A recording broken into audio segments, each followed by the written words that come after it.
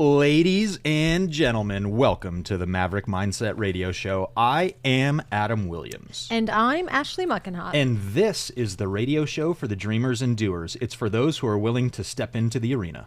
Some call us the crazy ones, the misfits, the rebels, the troublemakers. We don't accept the status quo. We leave the world better than we find it. We approach each day with an enthusiasm unknown to mankind. We maintain irrational optimism about the future. This is the Maverick Mindset Radio Show, brought to you by me, Adam Williams, and we are back in studio. Yes, I like this better. This is way better. Plus, there's like this weird delay on Zoom. Yeah. Where, I don't know, our timing is off. And still a great show last week. It was. You know what's funny? Last week's show put me in a better mood for the rest of the week. Did it? Yeah. All these shows put me in a... But that one in particular, Yeah. because we talked about gratitude, and it Yes. it brings it front and center, and it brings it to the front of the subconscious, and it was like I was more grateful. Well, I you was make happier more of an last week. effort to once it's in your head, so... Yeah. And today's show is going to be awesome. I'm excited about this show. What are we talking about today? So today's show is goals, standards, and toleration. The art of aim and acceptance. The art of what? Aim Aim for your goals. Okay. And acceptance. I like the alliteration. Yeah. Yep. Okay. You're welcome. That meets my standard. AI gets it again. That's it. All right. Good news and bad news. Oh, what? Well, we got to start this show strong. Like Let's do it. You texted me at 6:52 a.m. saying you're pumped up about this show. Because I am. Because it was on my mind before I went to bed, and then it was on my mind first. Like, I was going over the whole ride here. First, I started with Christmas music. Then I'm like, no, this is stuff I want to talk about. Yep. So, watch. I'll get in here, and nothing's going to come out right. But I was like, Oh, come on. It sounded so good on my drive in. I'm fired. I'm in a bad mood, and that's a Love. good thing for this show. Yeah, we're getting into the dark side today. Let's do it. I'm not going to swear. I'm probably just going to get out of the studio after the show and just scream into the abyss, like just to get that rage out. But Who writes the swearing rules, by the way? I really think I can't be my and full self what's the without punishment? it. What's the repercussion for Yeah, it? what's the consequence? Oh boy. All right, we're not getting. All right, good news, bad news. All right, hit me with the good news first. Or bad news? I'm just going to hit you with the news, and you can decide if it's good or bad. Got it. I'd be willing to bet that everything in your life that makes you unhappy or frustrates you or disappoints you is the result of your standards Absolutely. and what you're tolerating. Mm-hmm. I don't know if that's good news or bad news. Next bullet point, we're going to change it. Yes. We are going to, the framework that we are going to talk about today changed my life All right. in 2019. And in fact, in preparing for the show, I went back and looked at the notes and the journaling I did back then, and I laugh at it. I laugh at the person that I was in 2019. Yeah.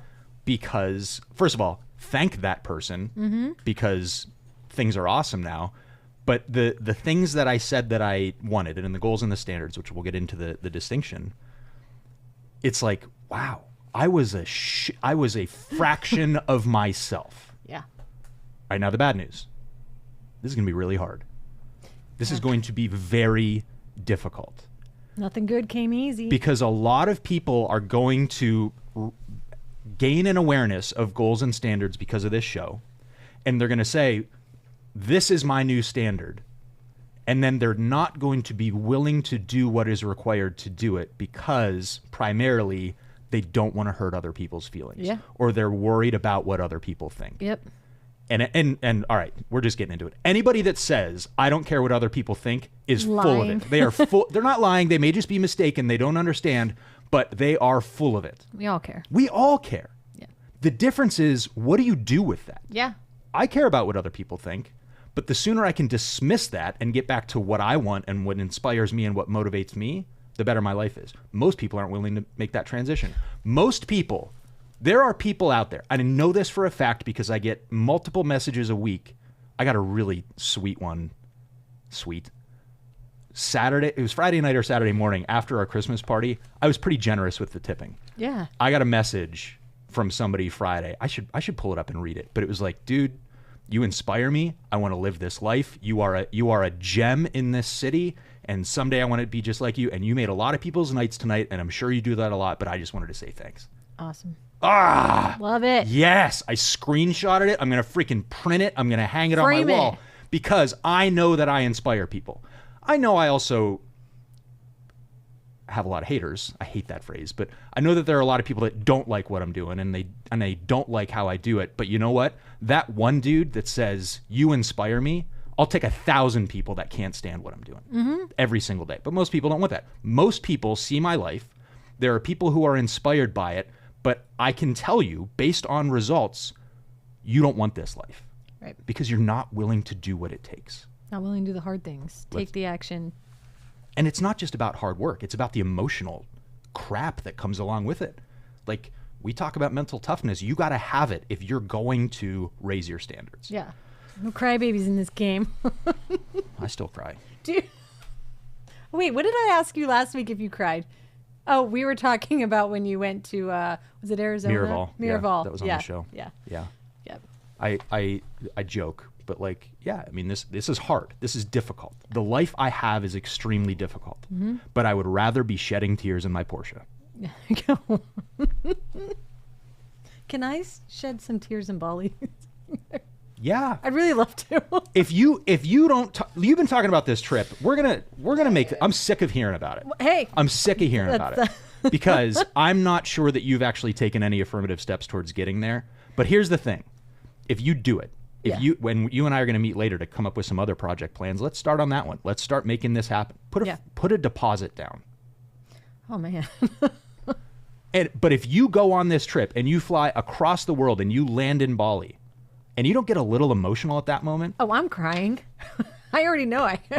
But that's the point, right? Is we're going to talk about goals and standards today, but unless they're that meaningful, they're not going to happen. Right. You can say, oh, I want to live in a nicer house, or I want to drive a nicer car, or I want to take better trips, or I want to make more money, or I want to have a better job. But if it isn't emotional, it ain't going to happen. Remember when we got the Jeep? Set the goal, right? And I got the Jeep. Remember in the picture? What am I doing in the picture? Crying. I'm crying. I was almost crying. Yeah. I mean, that was a good day. But that's the point. Yeah. Is I do stuff like that in my life multiple times a year. Yeah. It's not like a someday. It's not like, how often do you do something that actually makes you proud? Yeah. I did it this morning. I crushed a workout this morning, and I got off that rower and said, wow, like, I'm going to be feeling it for the rest of the day. And I feel really, how many people do that? Well, that's a how good many point people that you step bring out up. of their office or shut down their laptop or go out of, like, leave their workplace and they're proud of what they did that day? Yeah. I don't think anybody thinks about that or asks themselves that question. Well, they're going to start now, because I'm telling you that the disappointment and frustration and sadness and anger that you feel in your life is all because you're not clear on your standards and you allow yourself to fall far below them.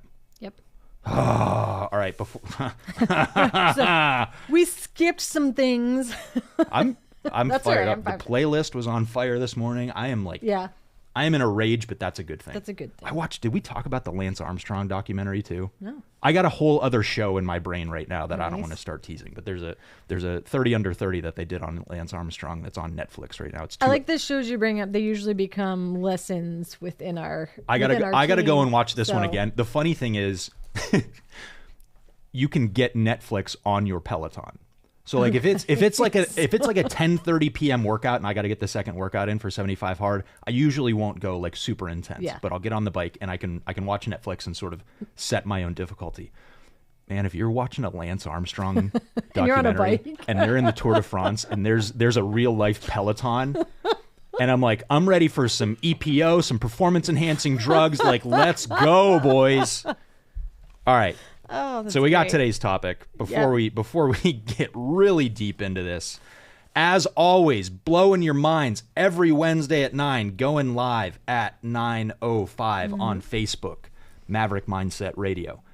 You can follow us on Spotify, you can follow us on YouTube, you can follow us on Apple iTunes, and then of course maverickmindsetradio.com. If you're looking for that perfect Christmas gift, if you ordered now, you could get a Maverick Mindset Radio coffee mug for your friends and family. And a notebook. Or for yourself. You know what? You deserve it. You deserve a new coffee mug or notebook. I always get excited when I get a new coffee mug. I don't know what it is, but we got a text from our housekeeper yesterday. It was a photograph of the open cabinet and a shattered mug on the ground. And she's like, you have too many mugs. here's your sign. I said, all right, find us a box. We'll sort through them. We went, when we were in Myrtle Beach right after Thanksgiving, we went to, there's this place that has this huge collection of like NASCAR die casts and Hot Wheels and antiques and vintage gas pumps, like really cool stuff. And we checked out and we spent enough money that we got a free gift. And we could either get a plate or a coffee mug. And like these are like the cheesy things that you see on display at your grandmother's house, Yes. right? So I got this tiny little coffee mug. It has like a goose on it and these like blue flowery things. It is the most hideous coffee mug. And Jackie's like, absolutely not. I said, no, this is the new mug. This is the new standard. Can you please take a picture with that mug and post it on our Maverick Mindset? Hopefully it's not the one that broke. That's probably There would be a yes, primary suspect if that's the broken mug. Jackie Williams. All right. So here's the thing: standards and goals. Standards are what you tolerate. Goals are what you want. Okay. That's it. Goals are what you're aiming for, what you're shooting for. It's what you want. Standards are what you won't tolerate less than. And it's important to understand the difference. Yes. Because if you really want to grow, if you really want to be successful financially, personally, professionally, whatever, I think this comes from Tony Robbins. When your goals become your standards is when you really elevate things. So if you make, I talked to my stranger that I talked to yesterday because it's 75 hard was the cashier at a local convenience store. And he was wearing a sweatshirt that said like best place to work type certification. I said, is this really a great place to work? You asked him that. He's like, it's not bad. I said, well, tell me about it. Right. So he makes, I don't know, 12, 13 bucks an hour. They get benefits. Okay. They get some paid time off if they hit 40 hours, although he tells me it's hard to get scheduled for that many hours, which is, maybe not the coolest thing to do. No. And then there's other stores where you can make 15, 16 bucks an hour because they're, it's harder to find employees closer to there, whatever. And so if you're out there and you're making, 12, 13, 15, 50, $75 an hour, you won't tolerate less than that. Yeah. Right? Most people are not going to have a $20 an hour job and then go and accept a $15 an hour job unless there's something else, some other variable that we're not factoring in there. Right. But from a all else being equal, apples to apples comparison, you're not going to take less than that, right? So there was a point in my life where David Nagel actually introduced me to the concept of making your annual income your monthly income. Uh-huh. No. So in 2010, when I moved back to Erie and I clerked for a judge, and I stopped in and visited him on Monday and gave him a copy of my book because I haven't seen him in a while. But wait, you saw David Nagel? no, I saw Judge Trusilla. Oh, I was like, wait, who a second. listens to our show, by the way. Shout out to the bench of Erie, Pennsylvania. So stopped in to visit him. And so when I worked for the county, I made $17.31 an hour. Okay. I'll never forget that. Had some good Yeah, benefits. right down to the cents. Yeah, had some good benefits. But I mean, I went to college for 7.5 years. I had a law degree and an MBA, right? So I'm never going to accept less than that. Right. And then, I get out in practice, and I'll never forget private practice when I first raised my rates to $100 an hour, and then $150, and then $200. And now it's at this point where if I'm doing work for $50 or $100 an hour, I literally can't do it. Yeah. One, because I just won't accept it. Yep. And two, because everybody who works for me should be really concerned about their job security if I'm doing that stuff, right? I need to be out doing the $500 an hour, $1,000 an hour, the stuff that can generate $100,000 of revenue in a month. That's where I need to be focusing my time, Yes. right? So I've raised that standard. And now I make, at least in a month, what I made in an entire year as a law clerk. We've had days where we've made that much profit take home, right? So I've done it a couple of times in my life, but that's I'm never going back. Yeah. I'm not going once back you've done it, to $17.31 an hour until I retire and I'm delivering pizzas again because that's what I'm working my whole life to do. Like I want to. Do you really want to deliver pizza? That was the best job I ever had. I had a 1991 Honda Civic hatchback, lowered, 17-inch wheels, big exhaust, incredible stereo, like Fast and Furious, neon lights. God. And I loved that job. I love that job. So my goal is to get back to that job. Just for fun. Like I want to roll up to your house. I'm going to work for a local pizza shop. I'm going to work for a local pizza shop. I'm going to not let them know that I have $10 million in the bank. Right. And I'm going to Like deliver undercover millionaire. Yes. Yeah. I'm probably going to have to do it in a different city, right? So nobody knows who I am. So I'm going to roll up to your house with your pizzas in my Ferrari. I would die. I mean, that would be cool. I'd be like, hey. Yeah. Maybe it'll be like a YouTube series or something like that. Yes. All right. So standards. It's what you're not willing to tolerate less than. So what you have right now in your life is your standard. Yeah. In every area of your life. So we can talk about your house, your health and fitness, your appearance, the clothes you wear, your domestic services, the schools your kids go to, the cars you drive, how organized your office is, the technology that you use, the phone that you carry around, right? Like I will not, plenty of people will, I will not tolerate a cracked screen on my phone, right? Like it's okay if you do. Like if you're mindful of it and you say, yeah, I'm willing to accept that. Cool. I'm not here to tell you that your standards are going to be wrong. Right. The problem with your standards is they're unexamined. You don't give this any thought of what am I tolerating in my life. When I bought my truck in 2021, I needed a bigger truck to tow the RV. That was right at the moment where cars got way more expensive than they had been. So I'm looking at the price tag of this thing going, woof. Like it was the first time my car payment was more than $1,000 a month, right? Like when there's a comma in your car payment. So I bought this thing and it was cool, right? It was I think it had 9,000 miles on it, lifted, big wheels and tires. Like, it was a cool looking truck. I used to get a lot of compliments from guys probably named Travis about my truck. I have a story about that too. But I got this thing and there were two problems with it. Okay. The front bumper had 2 holes in it where you're supposed to mount a license plate, but we don't have front license plates in Pennsylvania. Okay. So I had to go and find these plugs to fill those holes, and they were $50. But they're painted. Each. Well, for the pair. Okay. They're tiny little pieces of plastic. They're like buttons that you pop into the hole to seal the holes, and they're painted. They're the factory paint color, right? So I had to get those. So you can't notice them. And then inside the fender, there were some screws that held the fender liner in place, and they were rusted. So I had to pull them out, clean them up, spray paint them, and put them back in. Like minor detail stuff. But I said, if I'm buying this truck and spending this money, I'm not going to tolerate those every time I walked that car for the first couple months, every time I approached that truck, I'd see those holes in the bumper and the rusty screws in the fender. Yeah. And I could feel it. Like it was bringing me down. It's such a stupid little thing. So when we talk about all these different areas and the standards that you have, which is what you won't tolerate less than, and we talk about the goals, which is what you want, what I don't want people to do is go out and blow up their entire lives and change everything. You want them to examine what they're... Think through it and then start picking them off one at a time.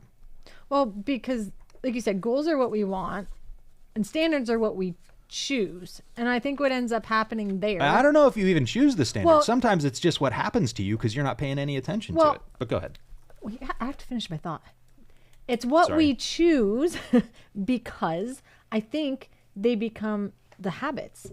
Like, so you're not even thinking about it. You're just going along with it. There's no thought behind it. So they become these habits that we just get used to or, like you said, tolerate. Well, and there's paradigms around that too, right? We've talked about this on a couple different episodes, but that 2003 Jeep Wrangler that I drove, where like every time I slammed the door shut, pieces of rust would fall off of the thing. Or like it didn't have power locks and the locks froze and I had to climb in through the back window one time in a grocery store parking lot in a suit, right? I just grew up with, we buy cheap cars so that they don't depreciate and we maintain them. That's just how I thought people were stupid if they went and bought a new car and had a payment. And then I really thought about it and said, if I don't have to worry about getting to my destination, aspects of my life get better. Yeah. Right. So that was actually a big one. The car for me was a good starting point because the first time I went out and bought a brand new vehicle, that was one standard that I said I was going to change. And you and I were talking about it preparing for the show. In 2019, I said, I want a car with less than 50,000 miles and a warranty. Yep. That was my standard. I would not accept less than that. Yep. And my goal was I wanted a Porsche that was less than 3 years old. Well, we were talking, I always bring this up the time when we were picking out the Jeep. And found the Jeep that... Can we tell the Jeep story, though? Yes. Because it comes up a lot. Yeah. And we talk about this a lot, and I think people need to understand the story and why it's important. Yeah. Because that silly little thing, that the car that you drive, it's about more than the car. It's not even about the car. Right. It's not even about the car. Right. So go ahead. So we were, what was it, 2 years now? So you gave me a goal about a number that I had to hit within a certain time frame. And the reward for that goal was, I remember the green room. I was sitting in the green room, and this was a jump in what what our goal number was coming in. This was I bet jump. it was a 4x. Yeah, like it was a scary number to try. You know what I mean? So you gave me this number. You said, you know what? If you hit this number, I'll get you a Jeep. And I was like, I said I'd buy you a car. Yeah, a car. I And you said, what do you want? if you hit this number, I will buy you a car. And that was the extent of the terms. Yes. That was it. That was our agreement. Yeah, You could have picked any car. I could have picked it. You're right. You're right. But somehow I must have said I want a Jeep, because then you created the visual of the Jeeps. Remember? Oh, Royce made the Jeeps so that I knew where I was at. Yeah. So it was every month. I remember every month I would get close. I'd fail. You fell short for 2 or 3 months. Yes. Which was awesome for me. Yes. Like hitting 99% of a goal. But I was like, it's pretty good for me. Oh man. And then I remember one night I was looking at the numbers and I'm like, holy crap. Can I say that? Crap. Holy crap. I think I hit the goal. Like, I think I got it. And I remember messaging him like, if it's this number, right, for this month, like, I hit it. And I did. And you're like, well, start go looking for the Jeeps. So I started to go. So that's what it was. You gave me a goal. This was the reward. But I had to work hard for that. Like I said, I failed a few times at that. That wasn't easy. It wasn't just hard work. And this is a great lesson too. You had to think differently. Yes. If you're going to 4x or 10x or 100x a business, I couldn't do what I was doing. You have to do things differently than you're doing them Yes. right now. The way that you think about a $10,000 month is different from a $100,000 month, is different from $1 million month. You have to act differently. Absolutely. So is it hard work? Yes, but it's also different. You have to change the way that you think about that stuff. Now, like you said, there were no rules. So I think prior to that, I said it was the Lego car. I was driving the Mitsubishi. Yeah. So I could have picked any car. I could have picked a newer version of that. Could have whatever. But I had my mind set. It's funny that you go that way, because you could have also gone and found a Mercedes. Right? I could have, but I don't know. I had this Jeep in my mind, and we went and we found it, and we sat and looked at the one that I have, which is amazing. And then we went and we looked at another one. Now we were sitting in there and we're looking at all the things, and I remember you looked at me and you're like, this one doesn't have a sunroof. And there was a minute of me standing there and I'm like, I questioned myself, do I need it? Do I need the sunroof? Do I want the sunroof? And I'm like, I really want the sunroof. I really want the Jeep. Yeah, you won't accept less than that. I didn't want to go down. It was the step down of the one that I had, and I didn't want to do it. Yeah. And so now I have this beautiful Jeep. And the thing is I don't know if it's bad or good. I don't think I can ever drive less than that again. How would that possibly be bad? This is a really interesting topic. How could that be bad? Well, because now the standard is high. So I have to maintain that. Well, like you said, that comes with work. That's gonna be difficult. So I can either stay there, but obviously, right? Maybe the Mercedes is next. Maybe that's where I want to go next, which means I'm going to be required to think differently and do differently. And like that's the hard. I get it. I know that's going to be hard. I want to strive for that, but that's where a lot of people would probably quit, right? Yeah. And there's a couple reasons for that, but you've decided that it's worth it. Yeah, absolutely. I won't go back to driving less than that. I think sometimes when we set goals, we set goals or try to elevate standards, but don't really think about whether it's worth it or not. Yeah. Right? There are some things I'm not willing to do. I don't want to work on weekends. Could I make more money? Yep. Could I have a bigger business? Yep. Could I have better things and a bigger team and help more people? Yep. But I don't want to work on weekends. No. I do sometimes. So I wouldn't even call that a standard, but it's more of a desire of like, I don't want to commit my weekends to work most weekends of the year. Well, you know what was a hard part about that? And that you mentioned earlier too. You know, people were mad that I had that. And even there, it was friends, it was coworkers, it was family. Mm-hmm. There was an irritation that Jeep brought to people. This is where it gets hard. Yeah. This is where other people's comments can really stop you. Oh yeah, because the comments were, why do you even need that? Why do you think you need to be driving that around? Why do you think you need to be driving a car that's, over $70,000? You're not there yet. And it was one of those, and all of a sudden it makes you feel like maybe I shouldn't. maybe this isn't Totally. like what I should be. Here's the crazy part about that. This is so important. This is so important, and I hope I do a good enough job of explaining it. But the things that other people say, you can change a lot of things in your life, and no one will notice. Yeah. And those things are easy to change. But when you start changing the visible, when you start changing the things that people see, that's when it gets really difficult. Yes. Right? Andy Frisella talks about when he bought his first Lamborghini, he like left it in the garage for the first several months because he didn't want people to see that he had that because he was worried about what they think. Yeah. Now he posts the car that he drives every single day, and he's, in a $3 million Bugatti. But that is really difficult. And I think being aware of the fact that people are going to say things when they see a change, you have to be ready for that. Why is it that it's never good though? It's rarely is it good. Here's what's really interesting is they're saying it out of love. They're saying it out of concern for you. Of Ashley, to drive that car, you've got to change your life. Yeah. Do you understand? Like, especially if you went out and you bought the car and you signed up for those payments, like Ashley, this is a big change. I'm worried about. They're genuinely worried about you. Yes. And thinking about what's going to happen if you can't make those payments. Yeah. What happens happened if you lose that? when we moved into our house 2 years ago. We brought my parents over, and my dad said, "Oof, I can't bail you out of this." Jeez. Really, bro? I mean, I'll let you know if that ever comes up, but I think I got this figured out, right? But he's saying it out of love. I'm his son, right? He's had to do that for other people, right? And he's he doesn't show it, but he's a very caring person. So he said it out of concern for me of, "Whoa, this is more than I can, this is more than I ever pictured for you," is basically what he said. Wow. And I'm not equipped to help you with it. So what happens? What happens if you can't maintain it? What happens if you can't make the payments? What happens if something breaks and you can't afford to fix it? The what if game. That's it, right? And other people don't, like, we don't think through that personally, right? Like you're saying, well, I've got to maintain this standard now. Yeah. What if I can't? I guess it's the what if game. What if I can't? Well, here's where it gets really, really scary is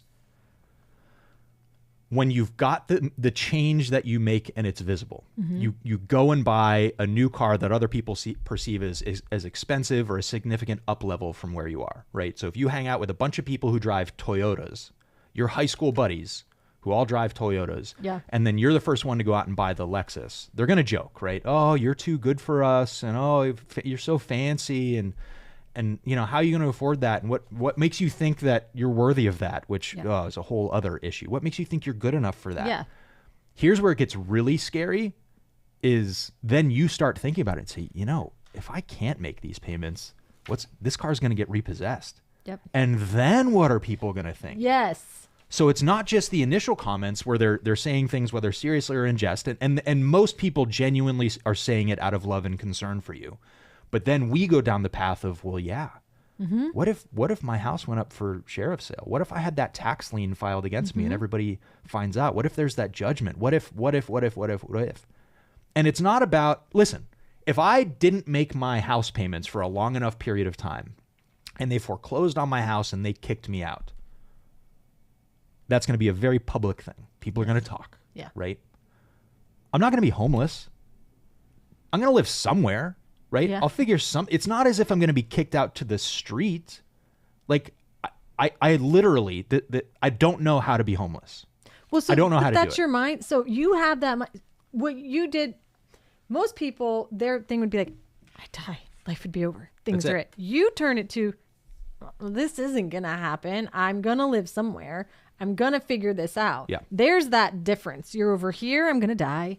And you're over here is, I'm going to figure it out. We have a tendency to catastrophize. Yes. We have a tendency to not think through what it actually means and not think through what is actually going to happen. What is the absolute worst case scenario? Yep. And I bet if we dig and dig and dig and dig and dig and dig and dig and dig, what it's going to come down to is, what are other people going to think of me? Yep. That's it. Good and bad, right? Like whether you do the thing and up level the thing, what are people going to think? And what if I lose the thing? What are people going to think, right? If I don't pay my gas bill for 6 months and my heat gets shut off, oh well, like nobody's going to know about that. But if my car gets repossessed or, there is that lien filed or whatever, what are people going to think? Yeah. And that's what stops us on so many of these things. And that's what makes it hard to up level and to raise that standard. Because it's going to require more. Yeah, most of us, and we can talk about money with this because I think it's an easy thing to, I mean, it's the easiest thing to quantify, right? Yeah. But this applies, it's an analogy that applies to so many other areas. We all have this thing called a financial set point, and it's sort of like a thermostat. And for your benefit, I'm going to explain how a thermostat works. Thank you. Because I've walked into the office when it's 80 degrees, right? So it's a really difficult thermostat. Can we just be clear? No, for the record. Maybe it's the air conditioner. I don't know the difference. Same thermostat it's been since 1917 when they invented HVAC. There's a lot of, I don't know. You're right. You better just explain. I'm just going to explain it. So at its core, yes, a thermostat is a switch, and it just turns the heat or the air conditioning on and off. So let's use heat as an example because it's 38 degrees and about to snow. If I set my thermostat to 72 degrees in my house, if it's below that, the switch is turned on and the heat kicks on and it heats up my house. And then eventually it hits around 72, right? Okay. Maybe 71, maybe 73. And then the switch is going to flip off and the heat's going to stop. Well, what's going to happen? The house will cool down and the thermostat and its little springs and mercury and all that stuff are going to shift back, and then it's going to kick on again. Once it drops down to 70, 71, the heat will kick back on, right? And it'll come back. So they're not precise. They're not perfect. So there's like a range where this thing is going to kick off and on. Right. Okay. The same thing happens with your income. There is a range of income that is acceptable to you that you will tolerate, and that's okay with your friends and family. Yep. And if you go beyond that, that's when the comments are going to start. If you go beyond that set point, and we see this, we see this with salespeople. Yeah. If they have a great month, the next month is garbage. Because if they get paid commission, they say, man, I made all this money. Like I made $20,000 last month and I'm used to making 10. And then the next month they bomb. Yeah. Or even on an annual basis, you know, you get to November and it's like, well, look at the money that I've made. And then December's garbage. Yep. And it's a totally subconscious thing. The thermostat kicks off and we stop doing what is required to continue at that pace. And again, it comes down to, what are people going to think? What are people going to think if I go out and drive that newer car or take that vacation? Yeah. And that's what stops us. Yeah. So there's that set point. I mean, I can't tell you how many people, I bet if you asked most people, you know, how much money do you want to make? They're going to throw out a number, like not in an interview, not in a formal setting. If you just walked up to people on the street and said, how much money do you want to make? They're going to throw out numbers that don't mean anything to them. Like how much money do you need to make to live your dream life? And most people are going to make up a number that doesn't even make sense to them. Yeah. Right? If somebody came to you and said, I want to make $10 million a year, and they're making $50,000 a year right now, it sounds great. Like, cool, $10 million. But you literally have no idea what that life is like. Yeah. Like, you can't even picture it. Yeah. I bet if we sat down with a calculator and a pencil and paper, you couldn't even figure out how to spend that much money. Yeah. You can get there. Right. But if it's that big of a jump, you can't really do it. So this is why the visualization is so important, right? Like I have the picture in my head of my log cabin that I don't own and I don't even know if it exists, but I know what it looks like. Yes. Right. So I'm getting accustomed to that lifestyle. And I really have good and bad, right? I can picture sitting in that living room with that fireplace in the chair that I have and what the lighting looks like and what it smells like and how warm it is. And I'm sitting there reading the book and drinking the coffee. I can picture that. Yeah. But I can also picture if we put it on Airbnb and somebody trashes it. Or if there's snow and ice and the gutters fall off. Because you gotta have an understanding of that part of it, the good and the bad. And I look at that and say, yeah, it's gonna be worth it. Like it's not gonna go perfectly, it's not gonna go according to plan, but I can picture this thing. Would you say, was it last week, this is what I signed up for? I've been saying that every freaking day. Yeah. Because we've had some rough days. And I'm saying this is what I signed up for. Yeah. Because it is. This to get the result that I want and live the life that I want to live. This is what I signed up for. Yeah. And what I signed up with for, tough decisions and tough things. I don't think people realize that. And dealing with a lot of crap of what other people have to say about me. Yeah. Okay. I mean, I'm still going forward because I'm pretty excited about what I'm building. Most people aren't. Well, most people are not excited about their futures. No. And what is what's the saying that's out there? What people think of you is none of your business, right? Keep it moving. Yeah. Again, it's so cutesy to say that. Yeah. In reality, it's hard. It's hard. It's difficult. There's a reason that I remember my dad saying that 2 years ago about the house. It really affected me. Mm-hmm. We're going to do a whole other show on this. Yeah. Remember you've probably heard me tell this story. Was it 2016? I mean, probably 8 years ago to the day, or pretty close. I was getting ready to leave the office that I was in and move into our new office all by myself, right? Yeah. I went from a firm of 12 or 13 lawyers to I got to pay the rent and fill the toilet paper rolls and vacuum the floor. Like, it's all on me. And another lawyer told me that I was going to die on the vine, and that I was going the way of the dodo. 8 years ago, he said that. I think of it 10 or 12 times a year. Yeah. And it gets me going. Yeah. And every success we have, every win we have, every move we make, every hire we have, every marketing campaign that just crushes it, I want to rub it in his freaking face. Mm-hmm. Oh, man, we're doing a whole other episode on that. Oh, yeah. We're doing a whole other episode on that. The people that say that you can't, those are the people that you won't. Those are, for me, those are my favorite people. I like those people. I like the people that tell me I can't do something, or that I won't do something, or what I have going on is going to keep me from doing something, because all I want to do then is show them that I did it.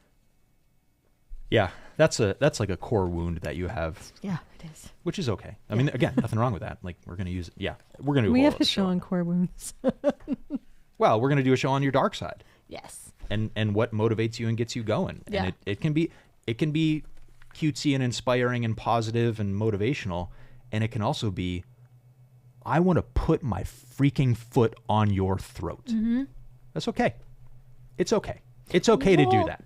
Do you ever realize, and I guess this is not to go down a rabbit hole, but no matter, it's the same people that are saying the can'ts and you won'ts and all this are the same people that even when you do, they have another thing to say about what you did, right? Yep. Another, you can't, you won't. And it's like, you can't please those people.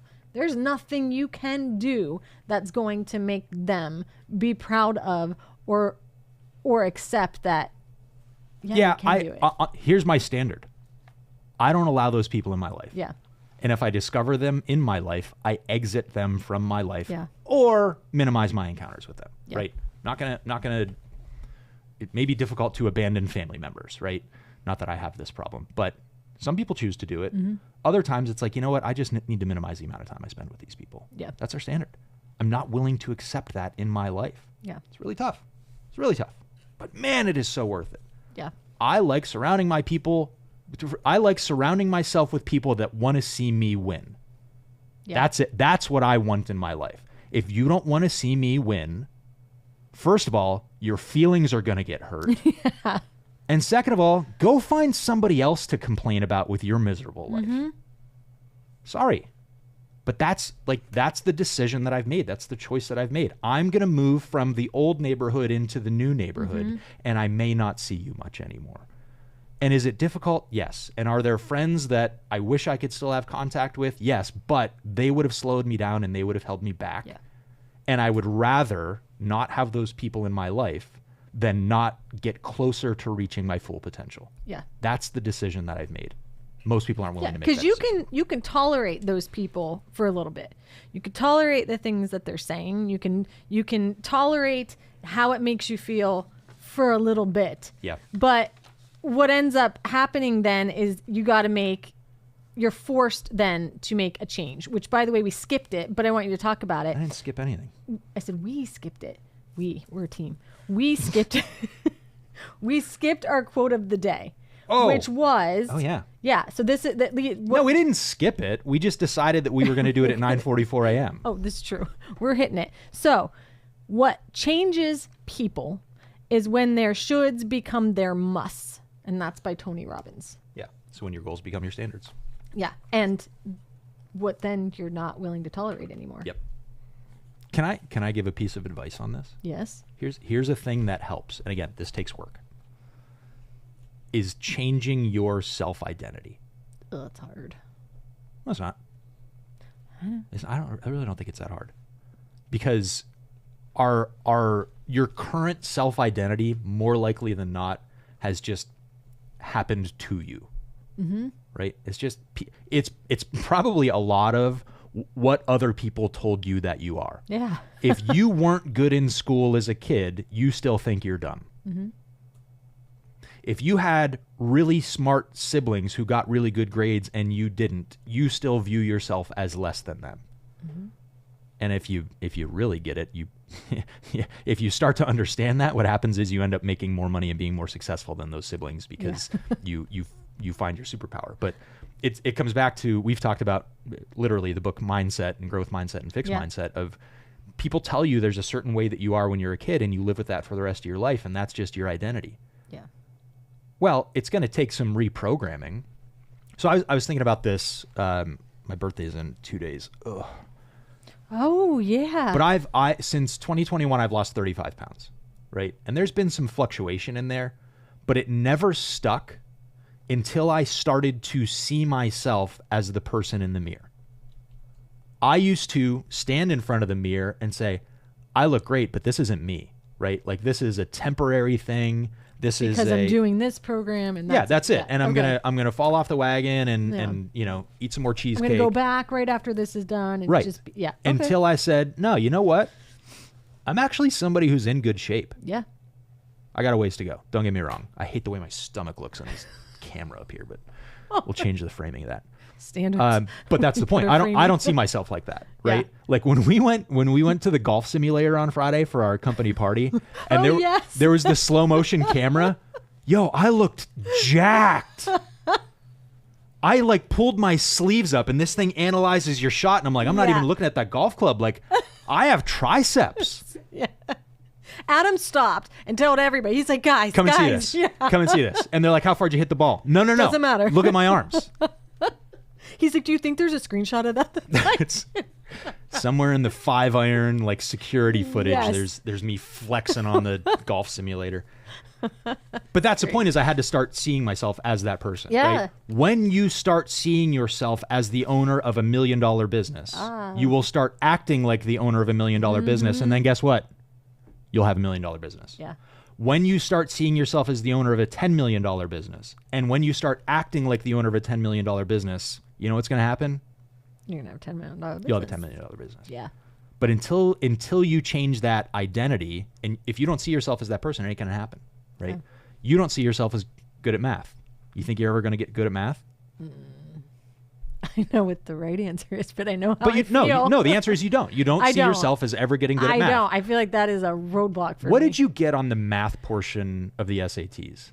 I didn't take my SATs. Did you ACT?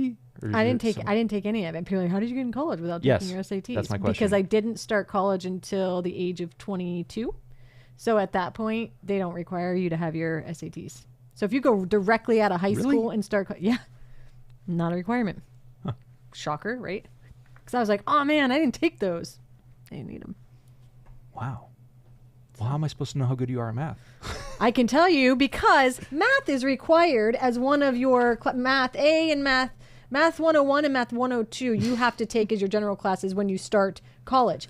I failed out of both and had to retake them. So that should tell you how great I am at math. Well, that's when. How long ago was that? It was 22. 20 years ago. Yes. Literally half your life. Yes. All right. But you're going to live with that identity. But that's the point, right? When you start to see yourself, when I started, all right, I'm going to tell this story because it actually came up in this studio once when Brian Slaywin was doing a show around 2019. 2019 was the first time I ever flew first class. And after I did it the first time, I realized, like, I grew up and we were the judgy family that walked through first class. Who's going to waste that money? Who's going to do that? And then I went and tried it. And I said, well, I am now the type of person that flies first class. Yeah. Like, this is for me. It's not for everybody. So, But I gave myself the opportunity to see if I wanted to be that type of person. And now, if I fly somewhere, it will be first class. Yes. I will not, I would rather, if I'm going to take a vacation, I would rather not take the trip. If you can't fly. If I have to fly economy. Yeah. There's some exceptions. Which people are probably being like, what the heck? So quick story. When we went to Atlanta, my first time flying first class. Now listen. And that was like a scaled down, that was a tiny little plane. But still, I had no problem ever flying like economy. I didn't know any better, right? Yeah. That's all I knew. So I got to sit in first class. Now, on one hand, it was one of the greatest experiences. People were like, what? Well, because I never used to. Yep. On the other hand, there was a very strong sense of I don't belong here. Mm-hmm. To the point of when it came time for the flight attendant to ask me what I wanted, I really wanted to order like the wine or whatever, but I was so like, can I? Should I? I'm not supposed to be up here. Mm-hmm. Right? That she was like, we have this. Would you like this? I'm like, okay. But I was such in like a... So she viewed you as someone that belongs there. Yeah. Well, and you didn't view yourself that way. No. That's your identity. Not at all. Yep. But here's the thing. I don't think I can ever go back to sitting in economy. So which means I have to change my standards and elevate from where I'm currently at to be able, when I fly to Bali, to be able to be in first class. Because if I don't, like... That change has to happen, or I'm going to be stuck in economy. Isn't it? And I don't want to and be that's there. The point. Is this is why you're not going to go in and change everything. Don't go buy a new house and new car and dump your significant other and like don't do that all in one. Don't be extreme. Right. That one change. Yes. Where you give yourself the experience. Yes. And you say, "This is what I want now," mm-hmm. has a ripple effect on so many other aspects of your life. Yep. You have to perform differently in your job now. Exactly. You have to, I bet that, this is ridiculous, I bet that your house is a little bit more organized because you took that flight, right? Oh, yeah. Yes. It's silly. Remember I said my closet when I first started working? How will I ever forget that? You were the worst hiring mistake I've ever made. But I'm still here. Yeah. Well, yeah, at that job. Yeah, at that job. But my closet is no longer organized chaos. No. That was that I said describe your closet and you said organized chaos and I was hiring you to be my assistant. Red flag. Red flag. Who knew I was meant for so much more? Live and learn. Live and learn. You know what else is funny though? Do you remember, I was thinking about this and it relates to the show. Do you remember what the rule was when you were my assistant? Was it if you said something 3 times? Yeah. What was the rule? If I heard it 3 times to change it. If I complained about something 3 times, you could do whatever you had to do to fix it. Yes. Because if I've said something 3 times, if I've complained about something on 3 separate occasions, it's clearly weighing on me, and I may not even be conscious of it, but I gave you the authority to change it. And now my desk and chair and books are in a completely different room in our building because I complained about how hot my other office was so much. Yes. And I think you were gone on vacation. I was. I came back and basically got evicted. And you guys had like taken a picture of my desk. Yes. So everything on my desk was arranged in exactly the same way. So it was like, this is my desk, but this isn't my office. Yes. This isn't where I was. But that was a great example. Like my like, when was that? 2021? Is that when you started? Yeah. January 10th, 2021. 4 years. 22, 23. Yeah, it'll be 4 years. Mm-hmm. You're welcome. So are you. I know. Well, listen, I always make the reference. 2021, Ashley, is very extremely different than 20. It'll be 2025, you got to thank you. Ashley. Aren't you so grateful for 2021, Ashley? Yeah, absolutely, because that was a tough change. Yeah. I was scared to death to make that change. Yeah, so. You're still scared to death to show up to work. All right, let me tell one other story. So my and this is, I allude to this in my book actually, but my parents owned a business growing up, and the industry that my parents were in was consumer electronic car stereo, right? Yeah. And my dad was like the best in the world at this. Like they won world championships and for installation quality and sound quality, and then different set world records for like loudest vehicles, like every category there is. He was the best in the world. And there were a few guys, like people used to ship their cars to Erie, Pennsylvania to have my dad build them, right? There were a few guys that were at the top of their game in that industry in the early 90s. So imagine Magic Johnson, Michael Jordan, Larry Bird, and pick another famous basketball player at that time, Like, imagine those guys hanging out, Yeah. right? Imagine those guys being friends. That we had that in the car stereo industry. Scottie Pippen. Maybe. Yeah. Maybe. This is not a sports talk show. I so we're not know. gonna I get deep into was this. just really proud of myself. Scotty for was knowing good. Yeah, that. there's a rumor that Scotty would have been even more legendary if he wasn't on Michael's team. Anyway, Mm-hmm. so it was interesting because in the same year, 4 of these guys all turned 40 years old. So it would have been 1992. So they got together. We went to New Orleans and we had shirts made with like caricatures of all the guys. It kind of reminds me of our logo actually. And it said happy 160th because there were 4 guys turning 40, right? And we stayed at, I think we stayed at a Marriott because my uncle worked at Marriott, and there was a gift shop there. And inside the gift shop, there was this little poster, tiny little sign, like maybe 6 inches tall, 12 or 18 inches wide. And it was framed with this green matting around it, and it was just a single line quote from Hannibal. I want to say it was 486 BC or 482 BC. My mom will fact check me on that. And the quote was, "We will either find a way or make one." And the story is he was a Carthaginian general whenever, 400 and some years BC. There was a war, and he had elephants that they used to transport troops and engage in battle. And they were going to cross the Alps. And they said, "You can't cross the Alps with these elephants." And he said, "We'll either find a way or make one." That sign hung above the front door of my house from that year, which would have been 2nd grade for me, until I went to college. Every single day I left my house, I saw the quote above the door that said, "We'll either find a way or make one." Yep. That is what it takes to elevate your standards. Yes. You make the decision and you say, "I'm going to figure this out. I'm going to find a way or make one." I was down at my parents' house a month or 2 ago checking on them. It's still there. Nice. You come down there, a different house now, obviously. Yeah. It's their house in Florida, but it's still hanging up there. Like, it. that's the one thing that when my parents are gone, like, You're like, that's the "I need first that thing sign." I'm grabbing out of the house. Yeah. Yes. I may steal it before then because my kids need to hear more of Yeah. that. But that's the whole idea is, actually, I got frustrated with you on Thursday, and I've toned it down since then. Okay. Because you said, "I'm going to start 75 hard after the first of the Yeah. year." And I said, "Just start it now. Just start it now." Here's what I realized, though.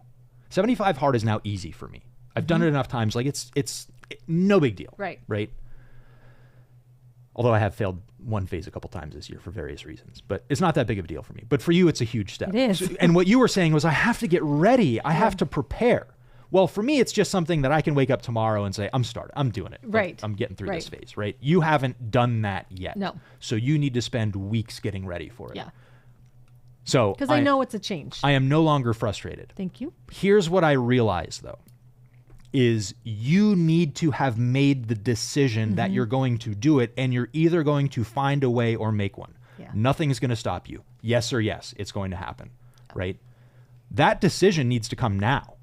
That doesn't come January 1st. So if you have actually made that decision, Yes. and this is another famous one, that the Latin root of decide means to cut off. So you've cut off other options. Yes or yes, I'm going to make this happen. If you've made that decision now, Yep. and you need a couple weeks to get ready for it, fine. Yep. But you've made that decision. Yes, because I've been preparing myself. Since I made the decision, I then started putting smaller things in action to prepare me for when this is hitting on this day and there's no excuses for it. Yep. Because I tolerated not fitting into my pants for too long. It's not happening. Yep. That's why. So just to put a bow on this, the question is really for all these different aspects of your life, and again, don't go change them all at once. Yeah. What do I want, and what won't I tolerate less than? Every aspect of life. Your house, your car, the people you hang out with, the food that you eat, the workouts that you do, the environment that you work in, the trips that you take. The other thing we didn't get into is renting the lifestyle, right? I have rented vacation homes on the beach and said, "I don't want this. Like, this Yeah. is not the life that I want to have." I've test driven cars that I thought I wanted, and I got in and said, "Nope, this ain't for me." That was you flying with us Yeah. to Atlanta first class, right? You've now seen it and you say, "All right, yep, this is something I want." So I rented the experience. think through this stuff. Yeah, rent the lifestyle. Yeah. You don't have to commit to it. Go and test it and see if you even want it. See Yeah. if it inspires you, because if it doesn't, it ain't going to happen. Yeah. But if you do want it, you can make it happen, and I believe in you.